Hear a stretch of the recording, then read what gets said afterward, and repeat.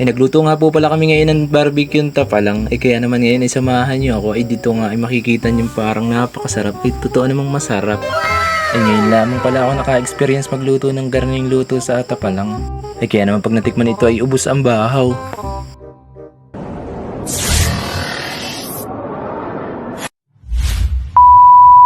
Ay kahapon nga nanguha kami ng tapalang. Kaya naman ay ngayon ay samahan nyo kami dito. At sa panguha ng tapalang ay nakaka-enjoy talaga, lalo na't bagay madami kayong nakukuha, kagaya nito. Ito nga pala nakukuha namin mga tapalang ay medyo maliliit pa. Ay pero kahit maliliit yan ay dala yan sa amin kasi nakakagutom na. Charot. Ay hindi pa pala ito pwedeng kainin, ang lansa pa nito. Ay di nga ako ngirit na ngirit. Kasi nga tuwan-tuwa ako kasi sunod-sunod na yung nakukuha namin. Ay ang pagluluto nga po pala nito ay kailangan tabagin kasi para mawala na yung kanilang kinaing putik. Ay okay na palang palipasin mo yung isang araw kaya lutuin mo ito ay kinabukasan. Ay ito nga pala ay kinabukasan ko na din niluto. Ay sisiguraduhin mo nga pala itong malinis kasi makakakain ka talaga ng putik. Ay medyo mabalam nga pala maglinis ng ganito kasi isa-isahin mo talaga siya. Ay yung iba nga pala ito ay sinisigang nila kaso medyo pag sinisigang ay medyo rin talagang natitirang putik. Ay pero yung ibang luto dito ay yung iniihaw lamang nila. Tapos lalagyan lang ng kalamansi at toyo. Okay na. Ay dito nga pala meron akong papakilala sa inyong bagong lutuan. Ay ito nga pala yung pinaglulutuan ko ay ang gamit ko lang dito ay mga used oil. Ito nga palang ginagamit kong ito ay binila lamang ni nanay. Pinagawa ito dun sa taga rito sa amin. Hindi ko lang alam kung kaano ang bayad. Ay kung makikita nyo nga ay used oil yung gamit ko dito. Pero kita nyo naman ay napakaganda talaga ng dalit.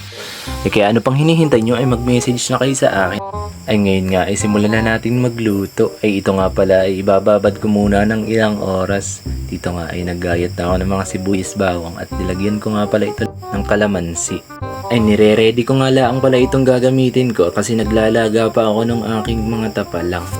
Ay saglit ko nga lang pala itong pinakuluan. Pagkatapos ko nga palang pakuluan ay ito'y nilalagay ko muna sa strainer para tumulo yung mga tubig. Ay kasi bagay hindi mo inalis yung mainit ay talaga mapapasok ka ay kaanuhan mo na yan. Ay pasensya na nga pala kayo sa aking voice over na nakikinig na naman kayong mga kuliglig kasi gabi na naman ako nag-record. Eh dito nga pala kinalinis ko yung aking tapalang kasi nakita ko yung medyo maputik pa nga. Ay dito nga ay titimplahan ko na. Ay dito ay nilagay ko na yung sibuyas bawang. Ay kaya naman isinundan ko ito ng kalamansi sabay toyo. Ay dito nga pala muna ang gagamitin kong voice over. Ay sabay naman ay lalagyan ko ito ng ketchup para masarap-sarap. Ay dito nga naman ay lalagyan ko rin ng pangpaanghang. Ay naman yan. O, diba? Kinig nyo yung aking boses. Yun nga pala ay tinry ko lamang. Kala ko yung maganda. Ay kaya naman ay dito ay aking tutuhogin na. Ikita nyo naman ay aking kinakamay na. Ay baka naman sabihin nyo ay anong dumi ng aking kamay. Siyempre nakinaw muna ako bago ako nito.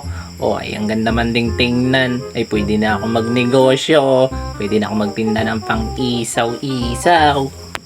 O ay hala, isasalang na natin ito isa-isa. Ay napakasarap, ako'y natatakam na. Ay natuklasan ko nga pala itong aking bagong boses ngayon. Ay ito nang gagamitin ko. Kasi medyo nadadalian ako magsalita. Ay kaso, ay para tinitiik akong pusa. O ay kaya naman i-rate nyo kung alin mas magandang gamitin ko. Kung yung normal boses ko ba o ito. Ay kaya naman ay ano masasabi nyo. I-comment nyo na lang dito sa baba. Thank you po. Ay siya, ay balik tayo dito sa aking niloloto. Ay natutok na. Ay kaya naman ibabalik tayo ko muna.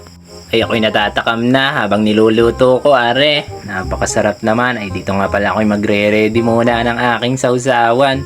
Lagyan ko ng kamatis at sibuyas. Favorite ko kasi ito. Ay pero dipindi na lang pala sa inyo kung ano yung gusto nyong sausawan pag nagluto kayo ng ganito. Ito nga pala ay favorite ko nga. Ay huwag kayong makialam. Charot.